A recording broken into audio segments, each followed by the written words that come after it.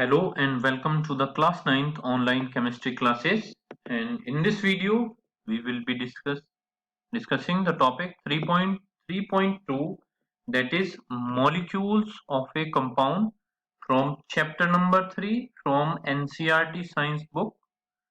Atoms and molecules is the name of the chapter. So this is the 7th video in continuation of explanation. In our previous video, that is in 6th video of explanation, we have completed what is a molecule, and if two atoms are present in a molecule, then it is considered as diatomic, tetraatomic, and this property was considered as atomicity.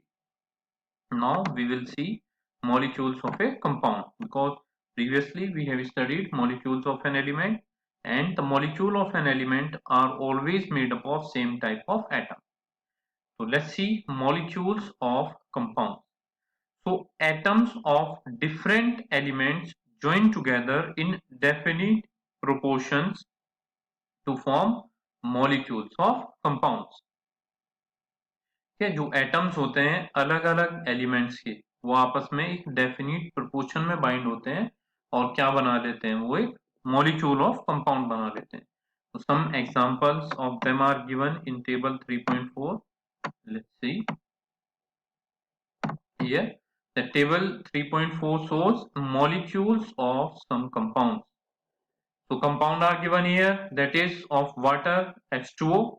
Combining element is hydrogen and oxygen, and their mass ratio is 1:8. Means 1 gram of hydrogen always binds with 8 gram of oxygen. In case of ammonia, the molecular formula is NH3. The combining elements are nitrogen and hydrogen. The symbol of nitrogen is N and that of hydrogen is H. And the ratio by mass is 14:3. So 14 gram of nitrogen always combine with 3 gram of hydrogen in ammonia. And in carbon dioxide, the molecular formula of carbon dioxide is CO2, and it is made up of carbon and oxygen in a ratio 3:8. Means 3 gram of carbon binds with 8 gram of oxygen in carbon dioxide. So let's take an activity. Refer to table 3.4 for ratio by mass of atoms present in molecules, and table 3.2 for atomic masses of elements. Find the ratio by number of atoms of elements in the molecule of compound given in table 3.4. So the ratio by number of atoms for water molecule can be found as follows.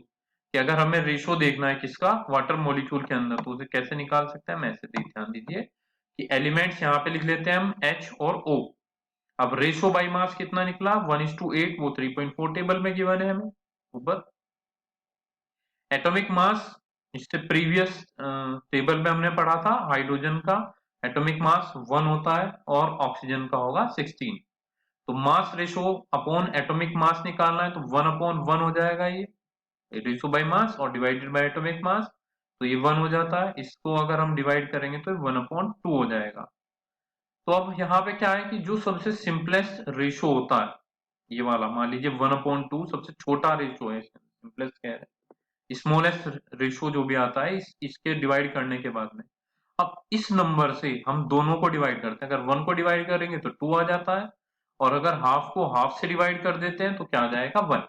इसे फिर से ध्यान से समझिए, क्योंकि यहाँ पे हमें जो ये निकला है यहाँ से, ये नंबर ऑफ मोल्स निकले हैं इसके. ठीक है, ये नंबर ऑफ मोल्स कितने होते हैं, यानी वेट अपॉन एटॉमिक वेट, वो क्या दे देगा हमें, नंबर ऑफ मोल्स दे देता है. तो मोल्स की कॉन्सेप्ट हम आगे पढ़ेंगे क्या होगा. फिलहाल हम यहाँ पे ध्यान रखें कि रेशो बाय मास की 1 मास गिवन है, 1:8 का रेशो दे रखा था वाटर के अंदर. जो एटॉमिक मास है हाइड्रोजन का वो हमने याद किया हुआ है 1 होता है. हम मास रेशो निकालेंगे, mass ratio divided by atomic mass, एक रेशो 1 आ जाता है यहाँ पे, और ऑक्सीजन का निकालेंगे 8/16, तो क्या होगा 1/2.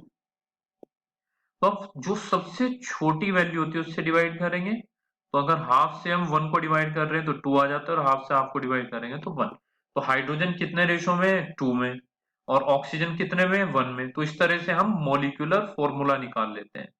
ठीक है, thus the ratio by number of atoms for water is HO, that is 2:1।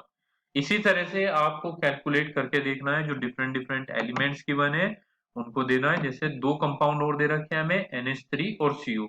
उसमें भी आप ऐसे ही लिखेंगे कि नाइट्रोजन को यहाँ लिखिए और हाइड्रोजन को यहाँ पे, नंबर कुछ नहीं लिखना है। हाइड्रोजन यही लिखा रहने दीजिए और नाइट्रोजन को यहाँ पे लिखिए। अब हाइड्रोजन क्या दे रखा है वहां पे, 3 दे रखा है, और नाइट्रोजन कितना था, 14। तो यहाँ पे अगर एटॉमिक मास क्या होगा, 1 होगा, और यहाँ पे क्या होगा, जो एटॉमिक मास होता है वो कितना है, 14 होता है वो भी। अगर हम यहाँ पे 3 वैल्यू है, अमोनिया की बात कर रहे हैं हम, यहाँ पे अगर 3 वैल्यू आ जाती है फिर, और यहाँ पे आएगा आपका 1 ही आएगा वैल्यू। अगर आप 1 से डिवाइड करेंगे किस चीज को, 3 को, तो 3 यहाँ पे आ जाएगा, यानी नंबर ऑफ हाइड्रोजन अमोनिया में कितने निकलेंगे, 3 आ जाएंगे, और नंबर ऑफ नाइट्रोजन अमोनिया में कितने आ जाएंगे, 1। तो इस तरह से हम मॉलिक्यूलर फॉर्मूला या उनका एटॉमिक रेशो कैलकुलेट कर सकते हैं मास रेशो की हेल्प से, अगर हमें उनका एटॉमिक मास पता हो। तो let's move to the next topic, that is 3.3.3 and what is an ion, कि एक आयन होता क्या है। So compounds composed of metals and non-metals contain charge species। ये कंपाउंड जैसे हमारे मेटल्स के और नॉन मेटल के बने हुए हैं, अगर उसमें तो क्या है कि सेम टाइप के एलिमेंट आपस में कंबाइन हो रहे हैं, तो डिफरेंट डिफरेंट हमारे पास बॉन्डिंग हो रही थी। लेकिन अगर हम एक मेटल की नॉन मेटल के साथ रिएक्शन करते हैं, ध्यान रखना, एक मेटल की नॉन मेटल के साथ रिएक्शन होगी तो उनके अंदर चार्ज स्पीसीज होता है। जैसे हम एक छोटा सा एग्जांपल NaCl लेंगे, आ जाएगा वो आगे, चलिए पढ़ते हैं। The charge species are known as ions. ये डेफिनेशन याद रखेंगे जब भी पूछा जाए व्हाट इज एन आयन, तो charge species of an atom are known as ions. तो जो चार्ज स्पीसीज होंगी एक एटम की, उसे क्या बोलते हैं हम, आयंस। तो आयंस में consist of single charge atom और एक group of atoms that have a net charge on them. कि जो आयन होगा वो तो क्या होगा, या तो उसमें एक सिंगल चार्ज एटम होगा, उसको हम मोनो एटॉमिक आयन बोलेंगे, ठीक है। और अगर उसके अंदर एक से ज्यादा एटम होते हैं ग्रुप में और उनके ऊपर चार्ज होता है तो पॉली एटॉमिक आयन हो जाता है। तो मोनो एटॉमिक और पॉली एटॉमिक आयन होगा। इसका एग्जांपल नेक्स्ट जब हम टेबल देखेंगे तब समझ में आएगा हमें कि an ion can be negatively और पॉजिटिवली चार्ज। और एक आयन क्या हो सकता है, तो वो निगेटिवली चार्ज होगा या पॉजिटिवली चार्ज होता है। तो a negatively charged ion is called an anion and the positively charged ion a cation। अगर हम negatively charged ion की बात करते हैं तो उसे anion बोला जाता है। ध्यान रखना कि negatively charged ion is known as anion and the positively charged ion a cation। Take for example sodium chloride. अगर हम सोडियम क्लोराइड का एग्जाम्पल ले लेते हैं, its constituent particles are positively charge sodium ion and negatively charge Cl negative ion. तो अगर हम example लेते हैं NaCl का, तो उसमें क्या दे रखा है कि इसमें जो इसके कॉन्स्टिट्यूएंट पार्टिकल्स है, कॉन्स्टिट्यूएंट पार्टिकल का मतलब जिससे ये बना हुआ है, ठीक है, जिससे कोई भी एक एलिमेंट या कंपाउंड बना हुआ होता है और उसके अंदर जो एटम्स प्रेजेंट होते हैं या आयंस प्रेजेंट होते हैं, उन्हें उसके क्या बोला जाता है, कॉन्स्टिट्यूएंट पार्टिकल्स बोला जाता है। तो यहाँ पे NaCl का कॉन्स्टिट्यूएंट पार्टिकल Na पॉजिटिव और Cl निगेटिव होते हैं। तो negatively charge Cl negative ions ये दे रखे हैं। So a group of atoms carrying a charge is known as a polyatomic ion। पहले भी डिस्कस किया कि अगर सिर्फ एक ही एटम हमारे पास में है और उस अकेले एटम के ऊपर चार्ज है तो वो मोनोएटॉमिक आयन होगा। लेकिन अगर ग्रुप ऑफ एटम्स हैं और उस ग्रुप के ऊपर पूरे के ऊपर एक ही चार्ज है, तो पॉजिटिव चार्ज या नेगेटिव चार्ज, तो उसे हम क्या बोल देते हैं, पॉलीएटॉमिक आयन बोल देते हैं।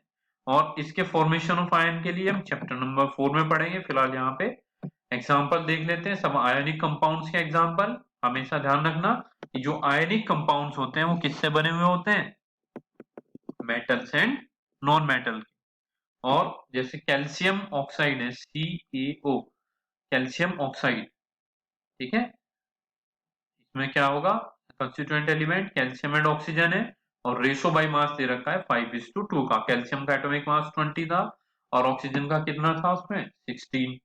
तो 20 और 16 को अगर हम डिवाइड कर देते हैं तो उससे हमारे पास क्या निकल के आ जाएगा, ये रेशो निकल के आ जाता है। देन मैग्नीशियम सल्फाइड, ये भी MgS होता है। मैग्नीशियम सल्फाइड 3:4 का रेशो बाय मास होगा। सोडियम क्लोराइड में 23:35.5 का रेशो रहता है, यानी एक ही उसमें सोडियम एटम है, सोडियम का कितना मास है 23 एंड क्लोरीन का कितना मास है इसके अंदर 35.5 है इसके अंदर। ठीक है, तो इस तरह से हम क्या पता कर लेते हैं कि हमने आयंस के बारे में पढ़ चुके हैं। हम ये पढ़ चुके हैं कि जो डिफरेंट एलिमेंट्स के मॉलिक्यूल्स होते हैं वो क्या है, और उसकी हेल्प से हम किस तरह से नंबर ऑफ एटम्स कैलकुलेट कर सकते हैं उस में। तो इस वीडियो में सिर्फ इतना ही। जो हम नेक्स्ट वीडियो है उसमें कवर करेंगे हम राइटिंग केमिकल फॉर्मूला।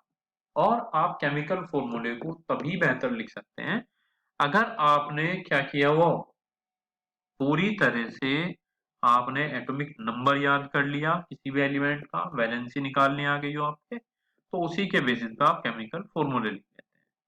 लेकिन इस वीडियो को एंड करने से पहले इस टेबल को और देख लेते हैं हम कि इसमें जो नेम और सिंबल्स हैं कुछ आयंस के, जैसे यहाँ पे सोडियम आयन है तो ये सब क्या है, मोनो एटॉमिक आयन होते हैं। ठीक है, मोनो एटॉमिक आयन, एक चार्ज है इनके ऊपर, वन टाइप दे रखे हैं इन सब के ऊपर, सिंगल पॉजिटिव चार्ज है। जो दूसरे ही एलिमेंट दे रखे हैं इनके ऊपर दो दो चार्ज है, magnesium, calcium, zinc, iron second, copper second. ये ब्रैकेट में लिखते हैं क्योंकि इनकी जो फॉर्म होती है वो एक से ज्यादा भी हो सकती है। ठीक है, इनमें जो वैलेंसी होती है यानी चार्ज Fe3 पॉजिटिव भी हो सकता है और Cu पॉजिटिव भी हो सकता है। देखिए ऊपर हमने देखा था कि अगर Cu पॉजिटिव है तो ब्रैकेट में 1 लिख देते हैं। तो ऐसे कंपाउंड जिनकी एक से ज्यादा वैलेंसी हो सकती है उनको हम इस तरह से ब्रैकेट में मेंशन कर देते हैं। नाउ एल्यूमिनियम 3 वैलेंसी होती है इसकी, आयरन 3, आगे देखिए यहाँ पे आयरन सेकंड था तो Fe2 पॉजिटिव और आयरन थर्ड है तो Fe3 पॉजिटिव वैलेंसी होगी। ये भी आपको बहुत ध्यान से याद करना। ठीक है, क्योंकि बहुत सी बार कंफ्यूज हो जाते हैं कि आयरन थर्ड क्लोराइड होगा तो उसका फॉर्मूला FeCl3 होता है, जबकि आयरन सेकंड क्लोराइड का फॉर्मूला FeCl2 होगा। तो अगर आप कंपाउंड के नेम आपको दिए जाएंगे और उसके अकॉर्डिंग आपको उनके फॉर्मूले लिखने हैं।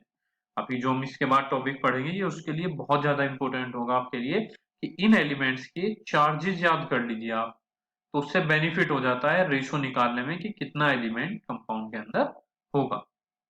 जैसे यहाँ पे नॉन मेटेलिक एलिमेंट्स गिवन है, जैसे हाइड्रोजन H पॉजिटिव और निगेटिव दोनों आयन हो सकते हैं, क्लोरीन पे एक निगेटिव चार्ज, ब्रोमीन पे एक निगेटिव चार्ज, आयोडीन पे एक निगेटिव चार्ज होता है। और एक बात और ध्यान रख सकते हैं अब यहाँ से कि जितना इनके ऊपर चार्ज होता है वही इनकी वैलेंसी मानी जाती है। अगर इसकी वैलेंसी हम कहें तो ये +1 हो गई और इसकी वैलेंसी क्या बोल रहे हैं, -1 बोल रहे हैं। ठीक है, जैसे अब ऑक्साइड है O2, सल्फाइड का H2 यानी दो निगेटिव चार्जेस हैं, नाइट्राइड का N3 होता है। यहाँ पे देखिए अब ये पॉली एटॉमिक आयंस गिवन है, अमोनिया NH4 पॉजिटिव गिवन है, एंड ये देखिए ग्रुप ऑफ कंपाउंड इस पे ओवरऑल पे चार्ज आता है NH4 पॉजिटिव। हाइड्रोक्साइड पे OH निगेटिव आयन है, nitrate NO3 negative, hydrogen carbonate HCO3 negative, carbonate CO3 2 negative, sulphide SO3 2 negative और सल्फेट SO4 2 निगेटिव होगा। ये ध्यान से देखना है कि SO3 2 निगेटिव है तो सल्फाइड और SO4 2 निगेटिव है तो सल्फेट, और जबकि फॉस्फेट क्या होगा PO4 3 निगेटिव इसके ऊपर चार्ज होता है। तो इस तरह से हमारे पॉलीएटॉमिक नॉन मेटेलिक एलिमेंट्स के आयन ज्यादातर निगेटिवली चार्ज होते हैं और मेटेलिक एलिमेंट्स के आयन जो होंगे वो पॉजिटिवली चार्ज होते हैं, क्योंकि उनपे एक्स्ट्रा इलेक्ट्रॉन होते हैं वो डोनेट कर सकते हैं, इसलिए इनके ऊपर पॉजिटिव चार्ज आता है और इनके ऊपर नेगेटिव चार्ज आता है। तो आप इन सबको लर्न कर लेंगे तभी जो अगला टॉपिक होगा वो अच्छे से समझ में आएगा। Well, thank you for this video. Thanks everyone.